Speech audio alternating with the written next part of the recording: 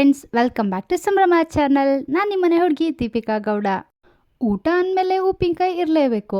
ಇವಾಗ ಅಂಗಡಿಲಿ ವೆರೈಟಿ ಉಪ್ಪಿನಕಾಯಿಗಳೆಲ್ಲ ಸಿಗುತ್ತೆ. ಆದರೆ ಕೆಲವ್ರಿಗೆ ಅಡ್ಜಸ್ಟ್ ಆಗಲ್ಲ. ಹಿಂಗೆ ಹಾಕಿರ್ತಾರೆ, ಜಾಸ್ತಿ ಆಯಿಲ್ ಹಾಕಿರ್ತಾರೆ, ಟೇಸ್ಟಿಂಗ್ ಪೌಡ್ರ್ ಹಾಕಿರ್ತಾರೆ.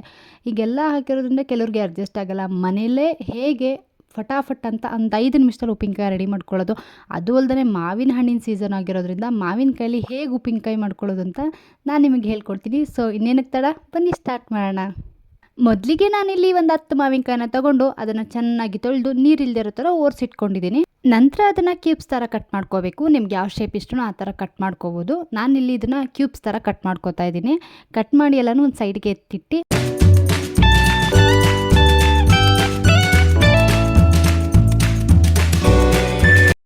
ನಂತರ ಒಂದು ಬಾಣಲೆ ಇಟ್ಕೊಂಡು ಅದು ಬಿಸಿಯಾದ ನಂತರ 2 ಸ್ಪೂನ್ ಸಾಸಿವೆ, 2 ಸ್ಪೂನ್ ಮೆಂತ್ಯ ಹಾಕ್ಕೊಂಡು ಕಂದು ಬಣ್ಣ ಬರೋವರೆಗೂ ಹುರ್ಕೋಬೇಕು.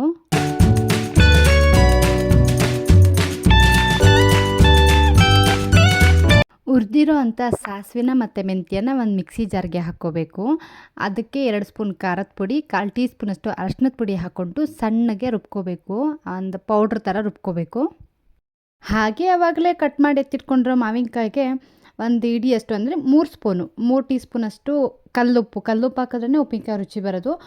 ಕಲ್ಲುಪ್ಪನ್ನು ಹಾಕ್ಕೊಬೇಕು. ಆಗಲೇ ರೆಡಿಯಾಗಿರೋಂಥ ಪೌಡ್ರನ್ನ ಇದಕ್ಕೆ ಮಿಕ್ಸ್ ಮಾಡ್ಕೋಬೇಕು. ಹಾಗೆ ಒಂದು ಬಾಣಲಿನ ಇಟ್ಟು ಬಾಣಲಿಗೆ ಸ್ವಲ್ಪ ಸಾಸಿವೆ, ಸ್ವಲ್ಪ ಕರ್ಬೇವಿನ ಸೊಪ್ಪನ್ನ ಹಾಕಿ ಅದು ಚಿಟಪಟ ಅಂತ ಸಿಡಿದ ನಂತರ ಈ ಕಾಯಿಸಿದ ಎಣ್ಣೆಯನ್ನು ಆವಾಗಲೇ ರೆಡಿ ಮಾಡಿ ಇಟ್ಕೊಂಡಿರೋಂಥ ಉಪ್ಪಿನಕಾಯಿ ಮಿಶ್ರಣಕ್ಕೆ ಸುರಿಬೇಕು.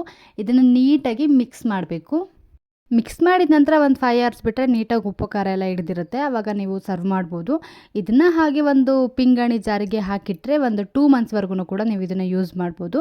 ಇಲ್ಲಿವರೆಗೂ ನಾನು ವಿಡಿಯೋ ನೋಡಿದ್ದೀರಾ ಅಂತ ಅಂದರೆ ನಿಮಗೆ ಈ ವಿಡಿಯೋ ಇಷ್ಟ ಆಗಿದೆ ಅಂತ ಅನ್ಕೊತೀನಿ.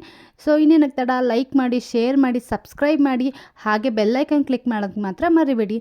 Thank you so much.